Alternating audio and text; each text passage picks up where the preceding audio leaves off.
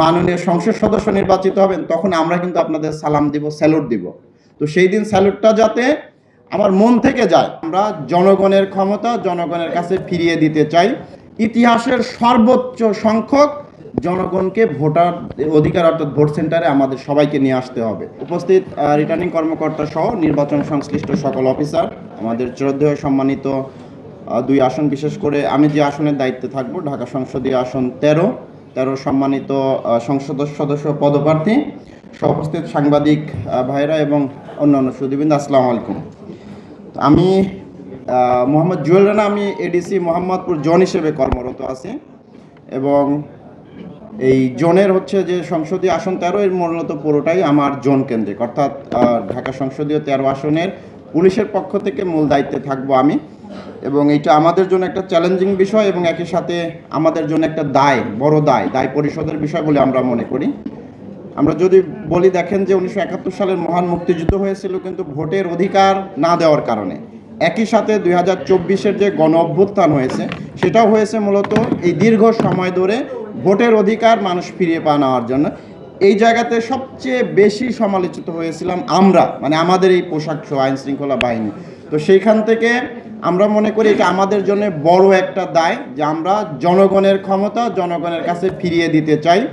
এবং আপনারা যারা ব্যক্তিগতভাবে আমাকে চেনেন, আপনারা জানেন যে আমি নির্বাচনের ক্ষেত্রে ন্যূনতম কোনো কাউকে ছাড় দিয়ে চলি না। এবং ইনশাল্লাহ ঢাকা 13 আসনে আপনাদের সামনে এইখানে দাঁড়ায় প্রতিশ্রুতি দিতে পারি, আল্লাহর নামে প্রতিশ্রুতি দিচ্ছি, 13 আসনে কোনো প্রার্থী ন্যূনতম পুলিশের পক্ষ থেকে কোনো ফেভার পাবে না। ইনশাল্লাহ এটা পাবে না, আপনারা লিখে রাখতে পারেন।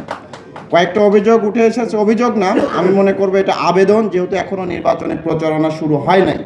একটা হলো যে প্রার্থীদের নিরাপত্তা নিশ্চিত করা। ইতিমধ্যে আপনারা জানেন আমি যেহেতু এই সংসদীয় আসনের মূল দায়িত্বে থাকবো, পুলিশের পক্ষ থেকে একটা গ্রুপ করেছি, সকল প্রার্থীদের সেখানে আমি অ্যাড করেছি।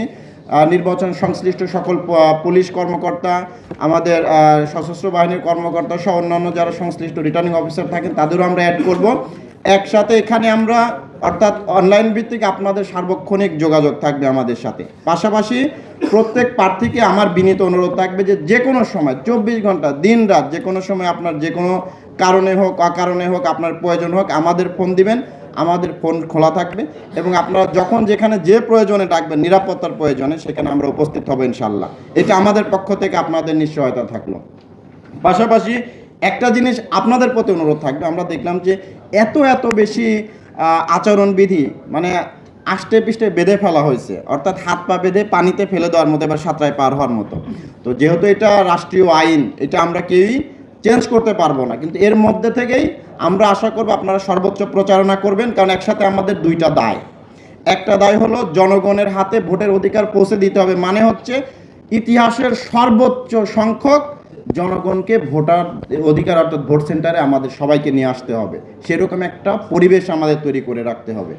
এটা শুধু আমরা আইন শৃঙ্খলা বাহিনী, রিটার্নিং অফিসার, বিজ্ঞ ম্যাজিস্ট্রেটের না, সকল প্রার্থীদেরও কিন্তু এটা দায়।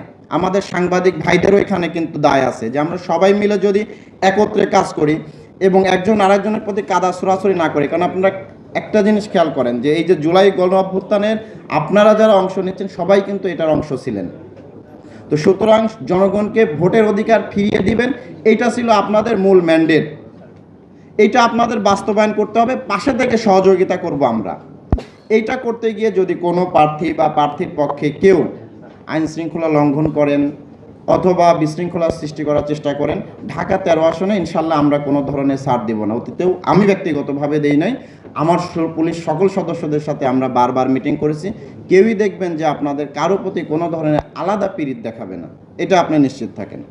ইতিমধ্যে আমরা প্রত্যেক প্রার্থীদের সাথে, আমাদের যে সকল প্রার্থী আছেন তাদের সাথে আমরা বারবার ফোনে কথা বলেছি, দেখা করেছি। ইভেন আমাদের অফিস তো উন্মুক্ত করে দিয়েছে, আপনারা যারা আমাদের 13 আসনের প্রার্থী আছেন যে আপনারা আসেন, আমরাও যাচ্ছি। মানে প্রত্যেক প্রার্থীদের সাথে কিন্তু আমাদের সার্বক্ষণিক যোগাযোগ আছে। এটা একটা জিনিস অন্তত প্রমাণ করে যে আপনাদের সবার প্রতি আমাদের আইনের চোখে সবাইকে আমরা সমানভাবে দেখতেছি।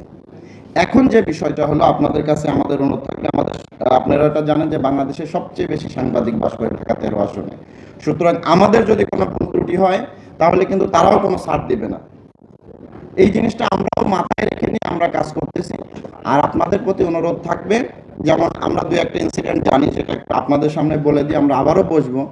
যেমন হচ্ছে যে আমরা দেখেছি কিছু চিহ্নিত সন্ত্রাসী ইতিমধ্যে বের হওয়ার চেষ্টা করেছে। তো প্রার্থীদের প্রতি আমাদের বিনীত অনুরোধ থাকবে, যদি আপনাদের সম্মুখ থেকে এরকম সন্ত্রাসী বা কিশোর গ্যাংদের ধরে নিয়ে আসে, তাহলে কিন্তু আপনাদের মান সম্মান নষ্ট হবে। বা আপনাদের প্রচারণায় যেটা নির্বাচনী আচরণবিধি লঙ্ঘন করে এমন কিছু ঘটনা যদি ঘটে আপনাদের সামনে থেকে, সেটা আমরা ধরে নিয়ে আসি বা আমরা বাধা দেই বা আপনাদের প্রতিহত করি, এতে কিন্তু আপনাদের ভোটও কমবে, আপনারা বিব্রতও হবেন। আমরা চাই না কোনো প্রার্থীকে বিব্রত করতে, আমরা চাই সবাই সকল প্রার্থীকে সমান সম্মান দিয়ে এবং সবাইকে নিয়ে একটা সুন্দর ভোট জাতিকে উপহার দিতে। পরিশেষে আমি এইটা জিনিসই বলবো যে দেখেন, আজকে এখানে হয়তো আমরা সবাই চেয়ারে বসে আছি, মনে হচ্ছে আমরা সবার চেয়ে সম্মানে বড়, কিন্তু এই জাস্ট 1 মাস পরেই আপনারা যখন জনগণের বৈধ ভোটে একদম স্বতঃস্ফূর্ত অংশগ্রহণের মাধ্যমে মাননীয় সংসদ সদস্য নির্বাচিত হবেন, তখন আমরা কিন্তু আপনাদের সালাম দিব, স্যালুট দিব।